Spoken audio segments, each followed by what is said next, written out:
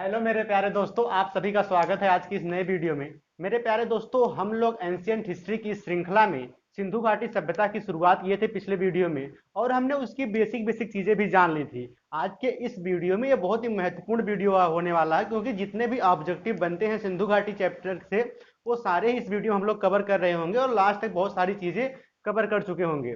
सबसे पहले मैं एक बार आपको क्विक रिवीजन कराता हूँ पिछली क्लास का, कि आपके दिमाग में बस आराम से सुनते रहिए। देखिए, हमने सिंधु घाटी सभ्यता के चैप्टर में सबसे पहले से खोज के संबंध में पढ़ा था कि सिंधु घाटी सभ्यता जो है वो आद्य ऐतिहासिक प्रोटो हिस्टोरिक काल की सभ्यता है, मतलब जिसमें लिखित साक्ष्य तो मिले हैं लेकिन पढ़े नहीं जा सके हैं। खोज के संबंध में सबसे पहले हमने आपको एक चार्ल्स मैसन का नाम बताया, जो एक ब्रिटिश थे। उन्होंने एक पत्रिका 1826 में प्रकाशित की, नैरेटिव ऑफ जर्नी। उसमें इन्होंने इसके बारे में कुछ जानकारी दी, हालांकि उन्होंने इस सभ्यता के बारे में कोई विशेष जानकारी नहीं दी।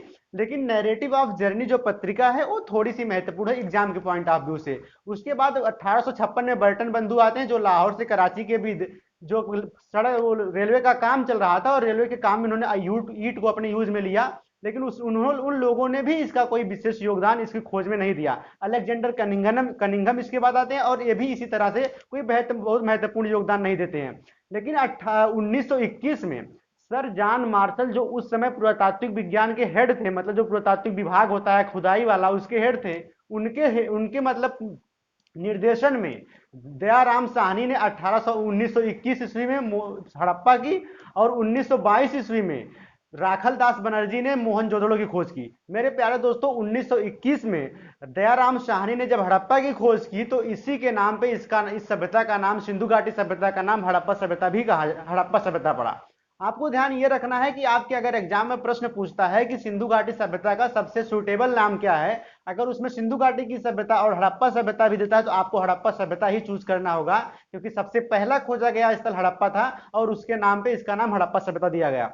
उसके बाद हम लोगों ने देखा इसके मतलब तिथि के सभ्यता कब से कब तक रही, इसके बारे में भी बहुत सारे मतभेद रहे सर जॉन मार्शल के देखे हम लोगों ने। लेकिन सबसे महत्वपूर्ण जो कार्बन 14 रेडियो एक्टिव तत्व है, जो उसके आधार पर जो तिथि निर्धारित की गई वो 2400 ईसा पूर्व से लेकर 1750 ईसा पूर्व तक है, जो सबसे सर्वमान्य है। उसके बाद हम लोगों ने इसके नामकरण के संदर्भ में देखा कि सिंधु घाटी सभ्यता का नाम सिंधु घाटी क्यों पड़ा, क्योंकि उस समय जब शुरुआत हुई तो जितने भी स्थल मिल रहे थे वो सिंधु नदी या सिंधु नदी की सहायक नदी झेलम, चिनाब, रावी, सतलज, ब्यास की आसपास मिलने लग रहे थे, इसलिए उस सभ्यता को सिंधु सभ्यता कहा गया। उसके बाद हम लोगों ने इसकी कुछ विशेषता के बारे में देखा। विशेषता में सबसे पहली बात यह देखी कि एक नगरीय सभ्यता थी, जो हमारे भारतीय इतिहास के क्रम में थोड़ा सा उल्टा दिखाई देता है। सबसे पहले ग्रामीण ना आके सबसे पहले नगरीय सभ्यता आई। उसके बाद हम लोगों ने ये मात्र सत्तात्मक थी, इसमें व्यवसाय भी होता था, और इसके साथ साथ बहुत सारी चीजें हम लोग देखी थी। इसमें एक टॉपिक रह गई थी कि इसमें जो नगर नियोजन की प्रणाली थी वो ग्रिड पद्धति की थी। ग्रिड पद्धति का मतलब मेरे प्यारे दोस्तों ये होता है, आप लोग यहाँ से समझ सकते हैं। ग्रिड पद्धति का मतलब ये देखिए, ये दो सड़क है, मतलब एक सड़क ये है, एक सड़क इधर जा रही है, एक सड़क इधर जा रही है, एक सड़क इधर जा रही है। ये जैसे मान लीजिए चौराहा है, इस चौराहे से जो सड़कें जा रही हैं एक दूसरे को 90 डिग्री एंगल पर काट रही हैं। और उसके बाद से आपको ये समझना जरूरी है, इसी को ग्रिड पद्धति कहते हैं। और इधर के इस साइड साइड पे मकान बने हैं, और मकान से मतलब एक गली बीच में गई है, फिर इस मकान के साइड पे इस गली पर मकान बने हैं।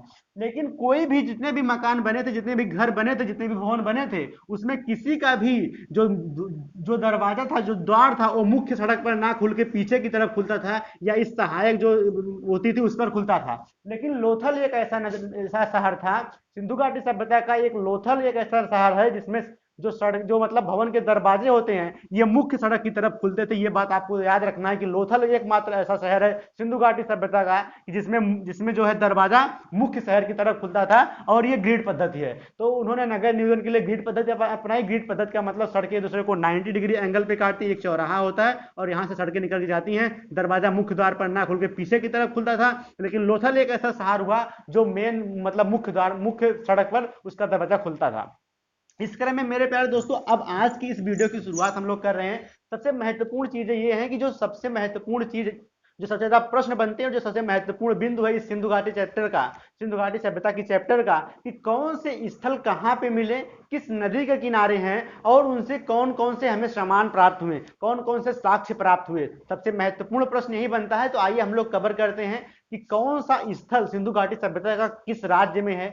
हमने आपको पिछले वीडियो में मेरे प्यारे दोस्तों बताया था कि इसका जो विस्तार है वो भारत के उत्तर पश्चिम में है। जो इसका विस्तार है भारत के उत्तर पश्चिम में है, और हमने आपको इसका विस्तार भी बताया कि इसका विस्तार त्रिभुजाकार है, 13 लाख वर्ग मीटर में घेरा हुआ है। सबसे पश्चिमी स्थल सुत कागेडोर बलूचिस्तान में है, जो दास्क नदी के किनारे है। सबसे पूर्वी स्थल जो है आलमगीरपुर मेरठ के उत्तर प्रदेश में, जो हिंडन नदी के किनारे है। सबसे उत्तरी स्थल जो है मादा पड़ता है जम्मू कश्मीर में, जो चेनाब नदी किनारे है। और सबसे सबसे दक्षिणी स्थल जो है दाइमाबाद महाराष्ट्र में पड़ता है, जो गोदावरी नदी किनारे है। इतनी बात हम लोग पिछले वीडियो में कर चुके थे। आज के इस वीडियो में हम लोग इसमें कौन से स्थल कहां पाए गए, सबसे ज्यादा प्रश्न आते हैं। सीधे प्रश्न पूछ लिया जाता है कि मान लीजिए बताइए सुतकागाडोर कहां पर है, या फिर लोथल किस राज्य में है, लोथल से क्या साक्ष्य प्राप्त हुआ, ये साक्ष्य कहां से प्राप्त हुए। तो सारी चीज हम लोग शुरू करते हैं। सबसे पहले मेरे प्यारे दोस्तों देखिए, भारत में दो तीन चीज और इंपॉर्टेंट समझ लीजिए कि सबसे पहले जो स्वतंत्रता प्राप्ति के बाद सबसे ज्यादा स्थल लोथल गुजरात से प्राप्त हुए, मतलब गुजरात से प्राप्त हुए हैं स्वतंत्रता प्राप्ति के बाद। और उसके बाद से अब तक सिंधु घाटी सभ्यता के लगभग 1500 स्थल खोजे जा चुके हैं, जिसमें से लगभग 900 के आसपास भारत के खोजे जा चुके हैं। इसमें सबसे पहले दो बहुत मतलब सारे तो याद नहीं करने हैं, लगभग 6 ही बड़े शहर हैं, लेकिन हम लोग 10-15 जो महत्वपूर्ण है सबको कवर कर रहे होंगे। इसमें सबसे पहले अफगानिस्तान के 2 ही स्थल मिले हैं अभी तक, उन दोनों स्थल का ही आपको नाम याद रख लेना है मेरे प्यारे दोस्तों। सबसे पहले अफगानिस्तान का, अफगानिस्तान में मेरे प्यारे दोस्तों आपको बस दो नाम याद रखना है। एक है शोरतीबोई और एक दूसरा है मुंडीकाक। ये दो ही स्थल मेरे प्यारे दोस्तों ऐसे हैं जो अफगानिस्तान से प्राप्त हुए हैं, सुरतबोई और मुंडीकाक। आपको बस दो स्थल ये याद कर लेने हैं। उसके बाद हमने आपको बताया था मेरे प्यारे दोस्तों कि सिंधु नदी निकलती है यहाँ से मानसरोवर झील से, और ये ऐसे होते हुए जम्मू कश्मीर होते हुए पाकिस्तान होते हुए और फिर ये जहां से जाके अरब सागर में मिल जाती है। ये सिंधु नदी है। हम लोग जब पढ़ेंगे नदी के बारे में तो इसको बहुत डिटेल से समझेंगे। अब सबसे पहले जो सर्वाधिक सबसे ज्यादा स्थल मिले हैं वो सिंधु नदी के ही आसपास पड़े हैं। तो हम लोग अफगानिस्तान में देखे सुरतबुई और मुंडी का। अब इसके बाद हम लोग पाकिस्तान में आते हैं। पाकिस्तान में आपको दो महत्वपूर्ण स्थल याद रखना है, एक मोहनजोदड़ो और एक चन्नूदड़ो। मोहनजोदड़ो सिंध प्रांत के लरकाना जिले में है, और उसके बाद चन्नूदड़ो भी जो है सिंधु नदी के किनारे पाकिस्तान में है। तो पाकिस्तान के दो स्थल, और उसके साथ साथ हड़प्पा भी इस समय मतलब वर्तमान में पाकिस्तान में ही है। तो आपको पाकिस्तान में 3 स्थल याद रखने हैं। सबसे पहले पाकिस्तान के सिंध प्रांत में, यहां पर आपको सिंधु नदी के किनारे ही यहां पर एक स्थल है आपको जो बहुत महत्वपूर्ण है, मोहनजोदड़ो। मोहनजोदड़ो मेरे प्यारे दोस्तों सिंधु नदी के किनारे पाकिस्तान में, मोहनजोदड़ो। इसके बाद यहां से नीचे आएंगे तो यहां पे एक स्थल है चन्नूदड़ो, इसको भी आप लोगों को याद रखना है, मोहनजोदड़ो चन्नूदड़ो। और हमने आपको बताया था जो भारत का सबसे पश्चिमी स्थल है बलूचिस्तान में, जिसका नाम है सुतकागेडोर। सुतकागेडोर ये मेरे प्यारे दोस्तों दास्क नदी के किनारे है, दास्क नदी। और ये दोनों ही स्थल जो मोहनजोदड़ो और चन्नूदड़ो है, दोनों सिंधु नदी के किनारे हैं। आपको नदियों के ध्यान भी बहुत क्रम से याद रखने हैं। उसके बाद आपको यहां पर एक स्थल है हड़प्पा।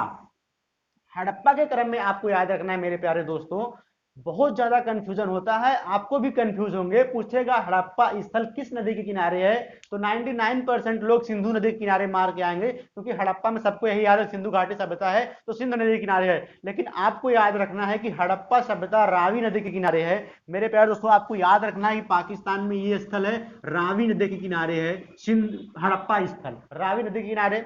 मोहनजोदड़ो चन्नूदड़ो सिंधु नदी के किनारे, सुतकागेडोर बलूचिस्तान दास्क नदी के किनारे। इतना याद करने के बाद हम लोग आते हैं अब राजस्थान में। देखिए मैप के थ्रू हम लोग चीजों को बहुत बेहतरीन अप्रोच के साथ सीख रहे हैं। आप यहां से सिंधु नदी के आसपास कैसे देख रहे हैं, मोहनजोदड़ो चन्नूदड़ो है, उसके बाद रावी नदी के किनारे आपका हड़प्पा है। अब हम लोग आते हैं यहां से राजस्थान में, ये राजस्थान वाली एरिया है। राजस्थान में बस आपको एक स्थान का नाम याद रखना है, कालीबंगा। बहुत महत्वपूर्ण है मेरे प्यारे दोस्तों। प्रश्न पूछेगा कि जुते हुए खेत के साक्ष्य कहां से मिले, तो जुते हुए खेत और नक्काशीदार ईंटों के साक्ष्य कहां मिले, तो कालीबंगा इसका आंसर होगा। ये घग्घर नदी के किनारे है, ये घग्घर नदी के किनारे है। आप लोग इसको भी याद रख सकते हैं। देखिए यहां से कालीबंगा से आप लोग आ गए। हम लोग यहां से जैसे ही नीचे आएंगे गुजरात, और हमने आपको बताया कि गुजरात से सर्वाधिक स्थल खोजे गए हैं सिंधु घाटी सभ्यता के स्वतंत्रता के बाद। यहां पर आपको सबसे महत्वपूर्ण जो पहला स्थल है उसको याद रखना है, जो पहला नाम है लोथल। सबसे महत्वपूर्ण प्रश्न जो बनते हैं लोथल से। उसके बाद आपको सुतकोटदा भी आपको याद रखना है। और तीसरा स्थल आपको एक यहाँ पे रंगपुर याद रखना है। महत्वपूर्ण 3 स्थल है, लोथल, सुतकोटदा और रंगपुर गुजरात से, कालीबंगा राजस्थान से, कालीबंगा ये राजस्थान है, ये गुजरात है। अब उसके बाद हम इसको मिटा के यहां से लिख रहे हैं।